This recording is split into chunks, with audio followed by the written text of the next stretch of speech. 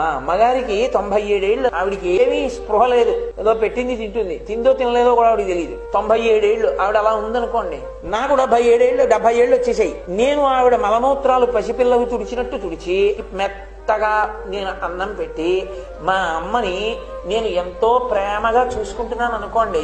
ఇప్పుడు నా ఖాతాలో ఏం వేస్తారంటే 7 మాటలు ప్రతిరోజు ఈ భూమండలానికి ప్రదక్షిణం చేశానని, నేను ప్రతిరోజు కాశీక్షేత్రంలో విశ్వనాథ దర్శనం విశాలాక్షి దర్శనం చేసి వచ్చానని నా ఖాతాలో వేస్తూ ఉంటారు. అందుకే అనారోగ్యం పాలైన అమ్మ నాన్న ఇంట్లో ఉండడం బిడ్డల అదృష్టం. అది బిడ్డల అదృష్టం. ఆ అదృష్టాన్ని తెలుసుకోని వాడికి అంత పాపం పడుతుంది. పెద్దదైపోయింది, అమ్మ బరువు అయిపోయింది అనుకున్న వాడికి, పెద్దదారు అయిపోయారు, నాన్నగారు బరువు అయిపోయారు అనుకున్న వాడికి వాడు ఏం చేస్తే వస్తుంది ఆ పుణ్యం? తనకున్న ప్రయోజనాన్ని గుర్తించుకోలేని పాపం వాడి ఖాతాలో వేస్తాడు.